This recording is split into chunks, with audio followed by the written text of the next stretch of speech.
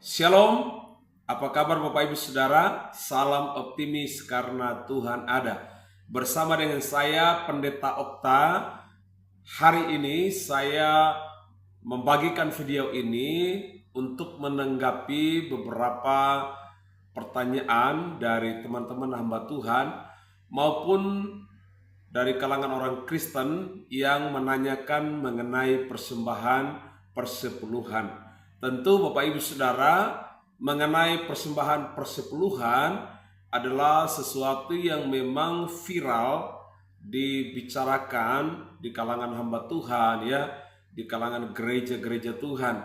Ada yang mengatakan masih berlaku, tetapi ada juga yang mengatakan sudah tidak berlaku lagi. Nah, oleh karena itu saudara, saya berharap melalui video ini mari kita belajar bersama untuk kembali kepada apa yang Alkitab katakan. Jadi dari pemahaman kita, dari pemikiran kita, atau bahkan tafsiran kita mengenai sejarah dan pendalaman kita secara pribadi, maka semuanya kita harus kembali kepada Alkitab. Di sana kita akan memahami secara komprehensif, ya, secara keseluruhan akan isi Alkitab tentang persembahan-persembahan yang di dalamnya juga ada persembahan persepuluhan.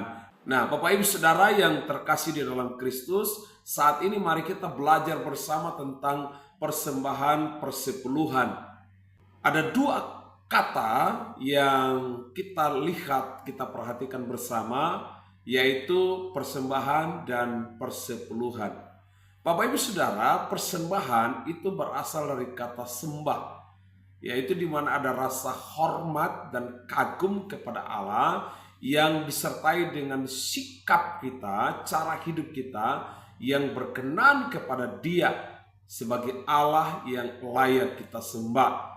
Lalu kemudian yang kedua yaitu persembahan persepuluhan. Nah, apa itu persembahan persepuluhan? Secara sederhananya Bapak Ibu Saudara, Alkitab sudah jelas mengatakan bahwa di saat seseorang itu diberkati oleh Tuhan dari apa yang dia tabur, lalu kemudian dia tuai, maka orang itu wajib atau harus mengembalikan 1/10 dari 100% yang dia dapatkan atau dari hasil usaha yang dia kerjakan. Maka 10% itu Alkitab dengan tegas mengatakan harus dibawa di hadapan Tuhan.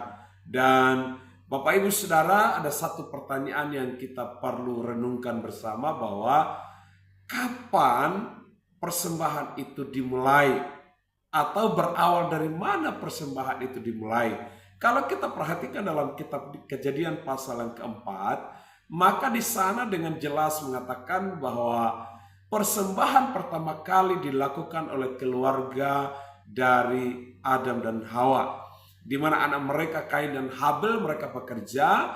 Lalu setelah mereka mendapatkan hasil, Kain mendapatkan hasil, ya, dari tanah liat, lalu kemudian Habel mendapatkan hasil dari peternakan. Lalu Bapak Ibu Saudara, Kain mempersembahkan sebagian, tetapi Habel dia mempersembahkan anak sulungnya yang pertama, dia korbankan itu kepada Tuhan. Nah, di sini memperlihatkan kepada kita bahwa persembahan itu dimulai sejak kitab Kejadian. Lalu kemudian kalau kita perhatikan, dilanjutkan dalam kehidupan keluarga Nuh. Setelah Nuh diberkati, maka Nuh mempersembahkan korban yang terbaik dari beberapa binatang. Dia berikan yang terbaik buat Tuhan. Dia memilih yang terbaik kepada Tuhan. Dengan kata lain, bahwa Nuh pun memberikan persembahan yang terbaik buat Tuhan. Nah, pertanyaan yang kedua sekarang adalah, bagaimana dengan persembahan persepuluhan? Kapan dimulai? Kalau kita melihat sejarah Alkitab, bahwa persembahan persepuluhan itu sudah dimulai sejak zaman Abraham. Ketika Imam Melkisedek, ya, datang kepada Abraham, lalu Abraham diberkati oleh Allah melalui Imam Melkisedek, maka Abraham dari hulu hasilnya itu dia berikan 10% kepada Imam Melkisedek. Sekarang pertanyaannya, siapakah Imam Melkisedek? Alkitab dengan jelas mengatakan bahwa Imam Melkisedek adalah imam yang kekal. Imam Melkisedek adalah imam yang tidak berayah, tidak beribu. Dia sumber damai sejahtera, dia sumber kebenaran, dan dia memiliki kerajaan yang kekal. Bapak Ibu Saudara, kalau kita belajar sejarah, maka Imam Melkisedek itu mengarah kepada Kristus yang tidak berayah, tidak beribu secara rohani, karena memang dia lahir secara roh. Dia adalah Allah yang mau jadi manusia demi untuk manusia berdosa. Nah, oleh karena itu saudara dikasih oleh Tuhan, maka sejarah Alkitab dengan jelas mengatakan bahwa persembahan persepuluhan itu sudah dimulai sejak manusia diciptakan.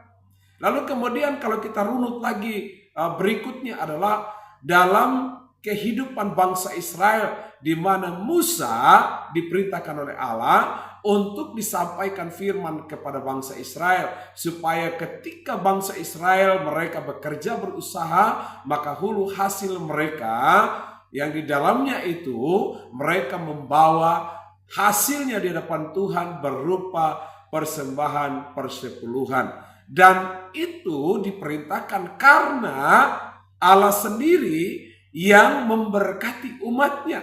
Dengan kata lain, selama manusia masih menanam, menuai hasilnya, maka manusia yang diberkati itu, manusia yang menerima berkat itu, maka persepuluhan itu wajib dilakukan.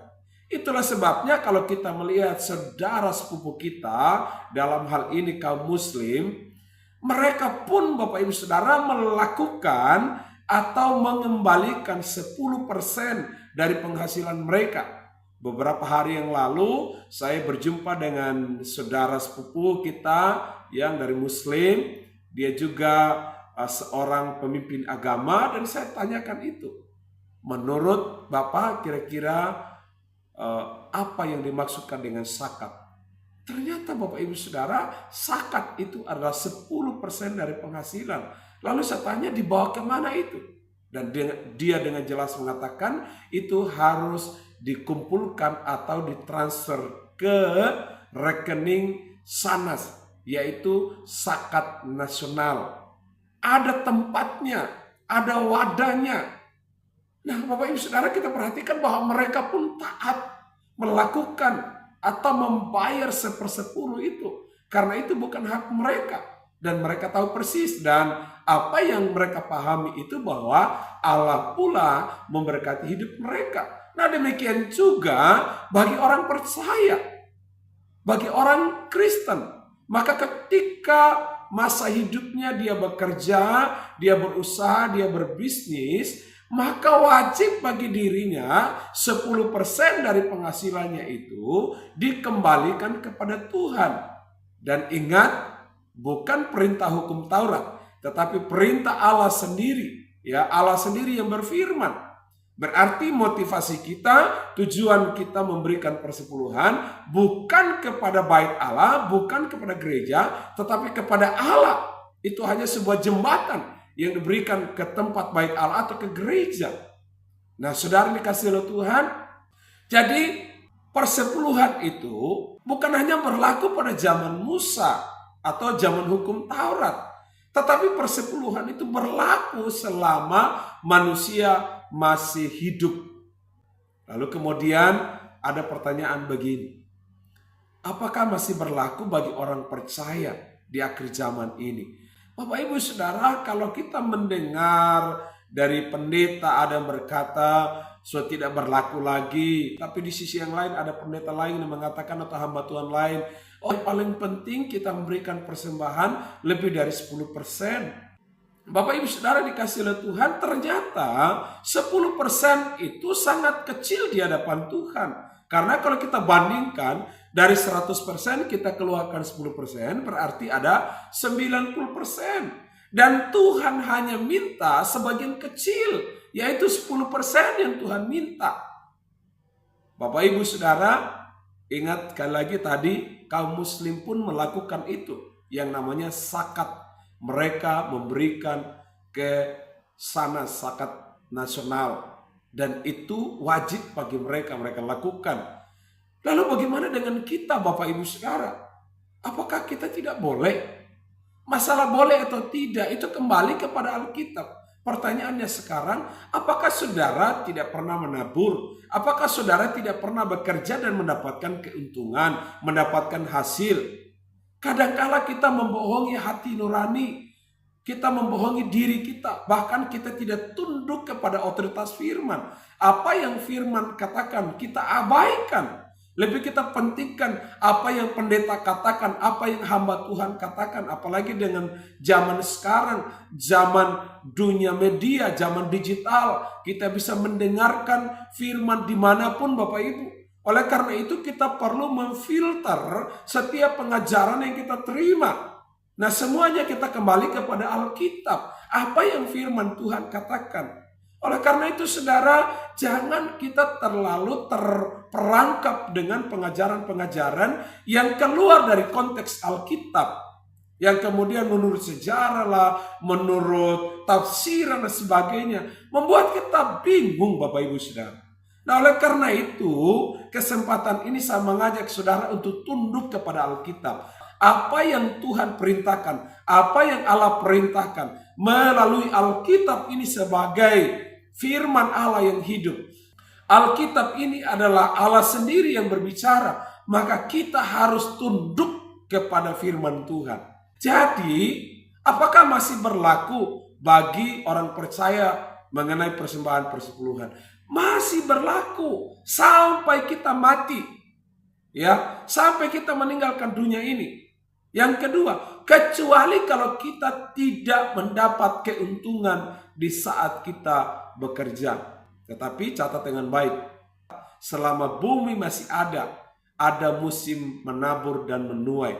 Dengan kata lain Bapak Ibu Saudara, bahwa Anda dan saya selama masih hidup, ketika kita bekerja dengan takut akan Tuhan, ketika kita bekerja dengan sungguh-sungguh, saya percaya sekali, saudara pasti ada hasilnya, ada untungnya. Kita berbohong di hadapan Tuhan kalau kita berkata bahwa tidak ada untungnya. Maka catat dengan baik, jangan sampai kita menentang kebenaran, kita menentang Tuhan yang berfirman, yang adalah sumber berkat dalam hidup kita. Lalu kemudian yang kedua Bapak Ibu Saudara, kalau kita kembali kepada Alkitab, yaitu tadi di perjanjian lama, sekarang perjanjian baru. Apa yang dikatakan oleh perjanjian baru? Kalau Bapak Ibu Saudara perhatikan pengajaran-pengajaran Yesus, teguran-teguran Yesus kepada banyak orang, termasuk di dalamnya ahli-ahli Taurat, orang-orang Farisi. Lalu kemudian mereka datang kepada Yesus dan Yesus menjawab mereka. Pernah satu kali ahli Taurat bertanya begini, gambar dan tulisan siapakah ini? Yesus berkata, itu adalah gambar dan tulisan Kaisar. Lalu kemudian Yesus menegaskan berkata begini, berikanlah kepada Kaisar apa yang wajib kamu berikan kepada Kaisar. Berarti ada sebuah penegasan di sana, wajib kamu berikan kepada Kaisar. Itu sebenarnya berbicara tentang bayar pajak kepada Kaisar, itu wajib. Kalau dalam konteks sekarang itu adalah kita harus bayar pajak kepada pemerintah dari hasil penghasilan kita. Tetapi banyak masyarakat Indonesia yang tidak tunduk, tidak taat kepada pajak, yang menipu sana nipu sini. Nah, saudara kasih oleh Tuhan, kalau kita perhatikan perkataan Yesus, kalimat berikut dikatakan, berikanlah kepada Allah apa yang wajib kamu berikan kepada Allah. Saya melihat di sana Bapak Ibu Saudara bahwa ini bukan mengenai persembahan sukarela. Tetapi yang Yesus tegaskan di sana, berikan kepada Allah apa yang wajib kamu berikan kepada Allah, itu mengarah kepada persembahan persepuluhan. Wajib hukumnya Bapak Ibu Saudara, sama seperti berikan kepada Kaisar apa yang wajib kepada Kaisar, maka juga berikan kepada Allah apa yang wajib berikan kepada Allah. Kalau Bapak Ibu Saudara menolong orang lain, itu nggak wajib, bisa ya, bisa tidak. Tetapi kalau persepuluhan itu wajib. Kenapa? Karena selama ada musim menanam, maka di saat itu ketika ada hasilnya, maka persepuluhan itu wajib bagi saudara dan saya. Kita nggak bisa bantah Alkitab, karena Alkitab sendiri yang berbicara kepada kita. Maka kita harus tunduk kepada Alkitab. Lalu kemudian Bapak Ibu Saudara, kalau kita perhatikan pengajaran Yesus yang lain, dia berkata begini, kamu memberikan persepuluhan, tetapi kamu jangan mengabaikan belas kasihan, keadilan, dan kesetiaan. Lalu ada kalimat di bawahnya dia katakan begini, jangan kamu melakukan yang lain kamu abaikan. Artinya begini, kamu boleh lakukan persepuluhan, tapi jangan mengabaikan belas kasihan, keadilan, kesetiaan. Atau sebaliknya, kamu melakukan belas kasihan, keadilan, kesetiaan, tetapi jangan mengabaikan persepuluhan. Artinya Bapak Ibu Saudara, berkesinambungan. Yesus tidak pernah meniadakan salah satu. Yesus tidak perlu menjelaskan secara mendetail. Kenapa? Sudah ada difirmankan. Hanya menggenapi, hanya mengingatkan, hanya memberi warning. Supaya apa? Manusia tidak melawan Allah dengan mengabaikan apa yang dia firmankan. Nah, saudara kasih Tuhan, selama itu tidak ada larangan untuk dilakukan, maka itu tetap berjalan dengan baik. Ada satu kisah lagi di dalam Alkitab, di dalam kisah di mana Yesus menyembuhkan seorang sakit kusta. Lalu kemudian Yesus perintahkan, pulanglah, silakan memperlihatkan dirimu kepada imam. Lalu berikanlah persembahan apa yang diperintahkan Musa kepadamu. Persembahan apa itu Bapak Ibu Saudara? Persepuluhan. Sebagai bukti kepada imam. Karena mereka membutuhkan di sana. Bapak Ibu Saudara, dalam kitab Ibrani juga jelas dikatakan di sana. Bahwa Abraham pun memberikan persembahan persepuluhan kepada Imam Melkisedek. Lalu kemudian ada hamba Tuhan yang berkata atau pendeta yang berkata, persepuluhan sudah tidak berlaku lagi. Bapak Ibu Saudara, coba kita kembali kepada Alkitab. Di perjanjian lama dicatat, di perjanjian baru pun dicatat. Lalu kemudian kita mau bantah Alkitab berkata, Bapak Ibu Saudara, kesimpulannya adalah selama ada musim menanam dan musim menuai. Yang kedua, selama masa kita bekerja di dunia ini atau selama kita hidup di dunia ini, lalu kemudian kita menggunakan semua potensi yang Tuhan beri dan kita bekerja, mendapatkan penghasilan, keberuntungan, maka hasil dari itu kita kembalikan 10% kepada Tuhan. Pertanyaannya berikut sekarang adalah, kira-kira persembahan persepuluhan itu kita bawa ke pendeta, kita bawa ke gereja, atau kita bawa ke yayasan? Bapak Ibu Saudara, ini pertanyaan yang sedikit membingungkan bagi kita. Tetapi kalau kita runut kembali kepada Alkitab, apa yang Alkitab katakan, maka Tuhan perintahkan, bawalah persembahan persepuluhan di hadapan Tuhan. Berarti konsep kita, pemahaman kita adalah motivasi kita, tujuan kita, bahwa persembahan persepuluhan dari hasil yang kita dapatkan itu kita bawa di hadapan Tuhan. Lalu Tuhan katakan itu ada tempatnya, ada wadahnya. Kalau dalam perjanjian lama itu bait Allah atau rumah perbendaharaan. Berarti di sana ada kebutuhan-kebutuhan yang harus dipenuhi oleh umat Allah supaya tempat yang ditetapkan Allah itu terpenuhi kebutuhannya. Ya, ada makanan yang tersedia, ada kebutuhan-kebutuhan yang lain. Ada 4 kebutuhan utama. Yang pertama, ada imam Lewi atau hamba Tuhan. Yang kedua, ada orang asing. Berarti ini berbicara tentang misi keluar. Yang ketiga, itu ada anak yatim piatu. Yang keempat, ada janda yang memang tidak punya pekerjaan. Bapak Ibu Saudara, dari 4 kebutuhan ini itu tidak bisa terpenuhi kalau umatnya hanya memberikan persembahan sukarela. Sehingga Tuhan perintahkan kepada umat yang bekerja mendapatkan keuntungan, bawalah persembahan persepuluhan untuk memenuhi keempat kebutuhan ini. Maka dengan kata lain Bapak Ibu Saudara, persembahan persepuluhan itu bukan ditujukan kepada pendeta, tapi ditujukan kepada gereja atau bait Allah. Karena di bait Allah itu termasuk di dalamnya hamba Tuhan.